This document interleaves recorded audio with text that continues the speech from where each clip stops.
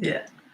Uh, hey, good morning, wherever you are in the world. This is Carol Matebula saying hi, hi, hi, hi. Time is running. Time is running, you guys. As you know, that I'm organizing this event, which is so dear to my heart, and I hope that we can really understand the message behind it. As I'm doing my best now, from now on, to kind of focus as much as I can to explain what Vibrantly African is, and also to also touch base on what has been my challenges. Now, as African nations, Black nations, I plead that we take each and every one of us seriously. We need to take each other seriously, especially in terms of change. If we get out of there in our comfort zones and really talk about issues that are affecting us as a whole, as a community, our life will be better. Remember, each and every one puzzle that they bring to try to bring a sense of freedom, a sense of understanding, a sense of, how do you say it, self love and self acknowledgement. It is really important to take each other seriously. I'm one of those myself, and having to be, as I said on the last video that I've done, that I've been lucky enough to be given a chance to be a traveler. And when you are a traveler, remember, I'm not from the European Union. I'm not of the West. I came to the West to understand, to study, to see issues that are affecting us as Black nations around the world.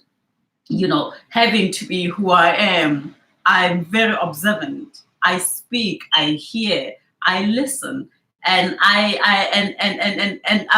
very proudly African. I'm very, very proud to be an African. I don't see a problem about me. The world has made us to believe that there's something wrong about us.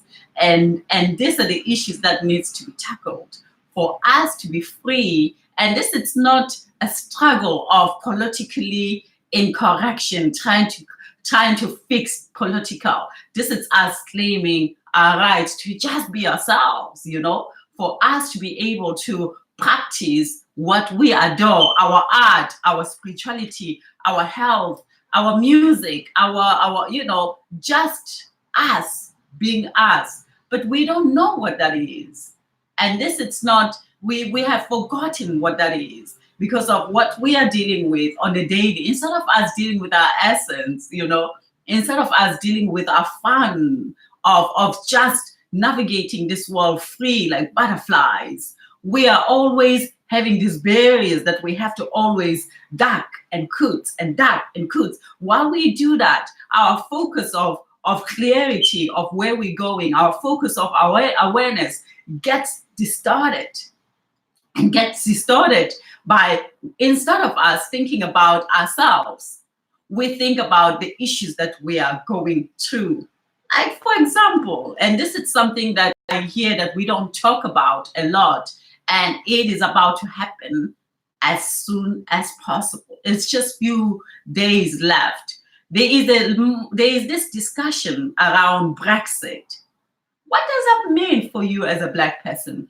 Do you think Brexit, will it be something that's going to give you the gloriousness for you to enjoy this world? Look what happened in America when the first president, Black president, occurred. Lots of Black people were murdered. There was a lot of humiliation that I started seeing on the media, that suddenly it was viral, that. You know, stories of Black people going viral on the media channels, showing the abusiveness of our people. Now, as I say, it is very important to be aware that you are of threat. You are threatening the world in just you, for you being who you are. And this is not really, I have felt this, and everyone can relate with me. So what I'm saying is that it is important to tackle issues that are affecting us. As you and you and you and me, we share the same story. We've got issues that affect us. I've got issues myself that has affected me. not spiritually so much, not territorial so much, but I've been affected business-wise because of her art in spirituality. My spiritualness was very, very, bear with me a second. I see something here. What is that? Oh dear. This, it always does this to me, this, YouTube. Anyway, I was affected. If I can tell you all the issues I have went through, even though I was respected, don't get me wrong, my art was appreciated to the core. Even today, I was told over and over and over and over again that, wow, what an amazing methodology that comes from the soil where we respect a lot. Lots of people, they respect Africa to the core. They respect the originality and the earthly feeling that Africa has. Now, because of people know that we have that, there's also competition of them wanting us not to be as original as we are. And remember, people, we are the originals. We are the originals. When I say original, I'm not really disputing that everybody has a right to be themselves. But as I look at myself and I see my figure, the shape of my figure, I see the shade of my color, I touch my hair, this makes me feel like, why me? Why us so different? And being different, it needs to be really, really cherished and loved. We need to be proud and get together as people and really support each other. When we say, let's support each other, what does that mean? So let's get together. So I'm very, very interested to see change. Now, this change that I want to see change in the health and well-being industry, because that's my industry. I want to see change in art because I love art. I want to see people who are busy with drafting the images of Africa are brought forth to be celebrated by ourselves. Because most of the time I find that our art is celebrated by other people than us. I was this morning, I woke up, and because I'm a thinker, I think and I go deep. I go deep into the thoughts of not today, not tomorrow. I go deep into the thoughts of how did it change? How did we get where we are? I always talk about decoding. We had a code, and our hair is our code. Our hair, I say the other day, sometimes we misuse our hair. Sometimes we put lots of things and I think this has something to do with the psychological disturbance that was embedded within us through language, through manipulation of words. I say, with words you create a world. With words, so it is. You gotta think. The moment you have verbalized it, you have given it life. Our hair, it's one of the most fundamental issue as Black women and as Black men. When we die, everything this is like an antenna. I like turbans, because when I wear turbans, that's when how much I realize that this is an antenna. Because by doing this, I can feel an energy spiral so powerfully radiating around my crown. Where when the baby is young, I used to look after kids when I was young, and what I was always fascinated about was the crown. I don't know what you call that. When the little babies are young, you can put your finger there, and you gotta be very fragile because it feels as if you can actually dip your fingers in it. Scary it sounds, but it's very fundamental, this. And we have done whatever in our power to try to eliminate that with all different kinds of issues for hair, loving our hair. Now, loving our hair, it's not actually about the hair. We need to move away from hair, and we need to get to the core of why our most fundamental part, our engine, our connection to the higher force has been the story of recovering that. Today, there's a movement around hair that Black women, they are trying their best to get back to the respect of their hair. I went the other day. I said I was invited by this beautiful sister of mine to this lovely gathering in the Caribbean embassy. And when I got there, women were talking about the laws that are put specifically for the Black kids, what kind of hair they have to have, and what is it that they're not allowed to have. They're not allowed to have their dreads. And that, for me, has always been a story for you to lose focus on the most important part of you, which is in there. It is your brains. That's where your thoughts reside. That's where your creativity resides. That's where your spiritual power resides. So being you, it means that you need to awaken and say, who is me? Is it only me? Or is it you, sister, brother, daughter? Are we really realizing that it's high time that we leave the essence of manipulation? And this can only happen by peaceful discoveries, peaceful discussions, peaceful awareness, peaceful regathering ourselves as one. Yesterday I was speaking to a brother, and I was saying to him that it will be, I'm looking to leave the United Kingdom because there's something very dangerous coming soon. Now, I am of South Africa by paper. I was born in South Africa. I am as well a citizen of Belgium. Now, there's this so-called Brexit coming our way. Who do you think will Brexit affect the most? Who's going to be a target to be pulled out and thrown away out of the continent, out of this continent, without even discussions, without even respect? And this is about to happen, you guys. Everything that change, remember, affects our emotions. So things like the gathering of such as Vibrantly African, it is a foundation for us to talk and find a way how we're going to protect each other on a spiritual base, on real issues that matters. So when I say Vibrantly African, I mean Vibrantly African. Yesterday, the brother said something very interesting. He spoke about creating a bridge, being a bridge for each other to be able to enter to each other's countries to create change. Now, everybody tells me that I want to go to Africa. I speak to people here, and this was really, really amazing. And I thought to myself, that's why I'm so fresh. This guy gave me such amazing, fresh discussions, and I thought, this is it. This is it. Why are we missing the point? Have you ever heard the saying that you travel the world, you go around the world to try to find answers of who you are. And when you come back and you realize that actually the answers has always been staring at you. Now, in terms of connections, this we are here. If you are in the United Kingdom and you're realizing that there's a change happening, take advantage of it. If you are in the United Kingdom and you hear about Brexit, you hear about free trades, closing movements, because of, at this moment, Europe is going to be shopping. United Kingdom is going to be shopping.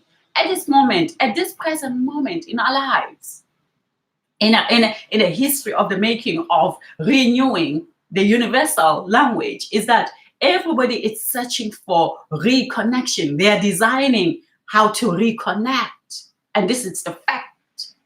There is a change, and this change means reconnections.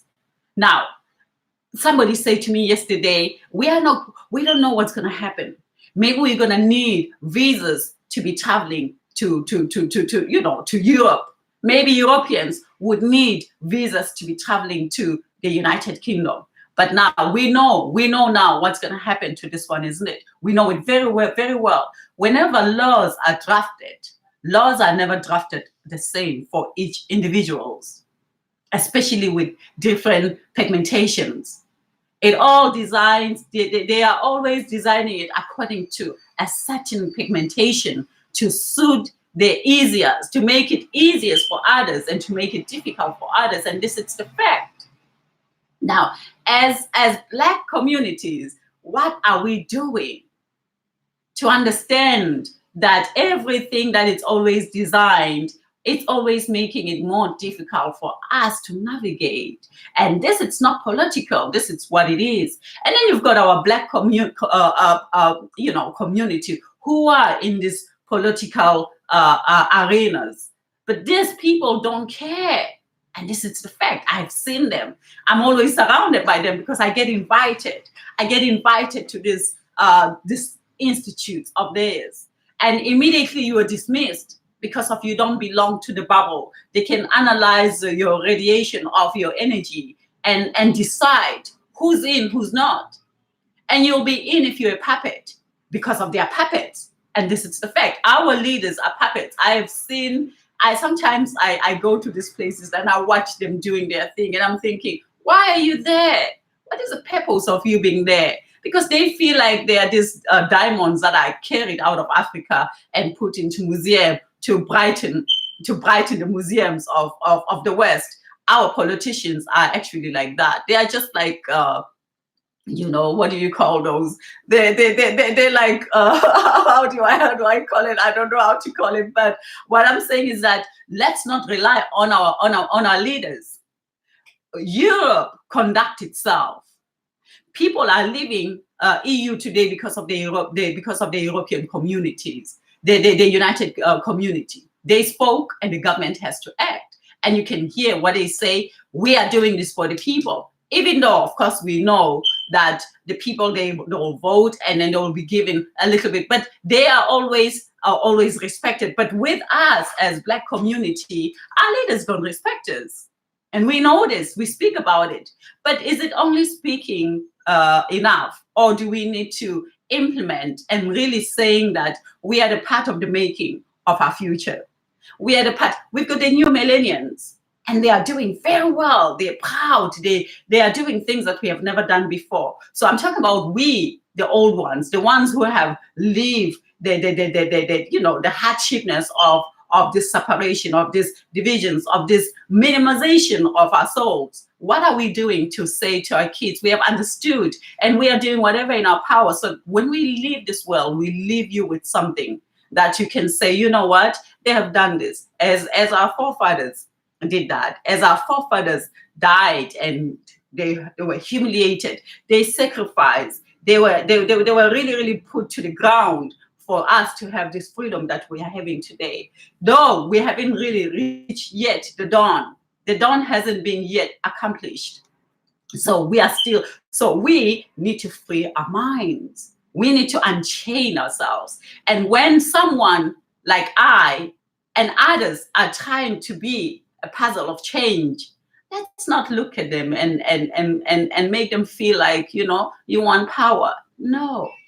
I'm humbly peaceful and wanting to be the one who speaks about change in different ways and saying, let's gather together and have discussions. And discussions should be done peacefully. Discussions should be done from a sense of awakening and awareness. And awakening can only be done via humbleness of inner spiritual awareness. So Vibrantly African, it's about that. So those who are listening to me, I'm going to be going out on the street and doing kind of survey to the community and asking questions and taking videos. So watch me out there. Today, I thought I'm going to start in Brixton and just talk to the community around matters, how do they feel in these days, especially with Brexit coming their way? How do they feel? Those who have came here about 6 years ago, because of, as we are speaking, we've got our brothers who just came maybe a year ago, and they are here and they don't know what the future holds for them. It's important that we speak so that we can find out what goes on in the mind of our people, on the mindfulness, emotionally. Where are we and where do we want to go? So this is the essence of Vibrantly African. Please go to the website and check. This is me speaking about what is it, me behind the organizer of Vibrantly African, what it is that I want to accomplish. And the only thing that I want to accomplish is having that oneness where we can get it together and discuss and see what answers do we have upon us. So I shall leave you now and say one love, one love, one love, one love. This is Carol Matibula saying, let us change as the world is reshaping itself towards the essence and power of redesigning the connection coating. What is our coating of connections as we are growing further? The Chinese are doing it in Africa. The Europeans are doing it. United Kingdom, it's linking with its daughter, which is America. What are we linking with? Really, let's talk. Let's talk. Let's have dialogues. Carol Matibula here. One love. Ciao for now. Bye.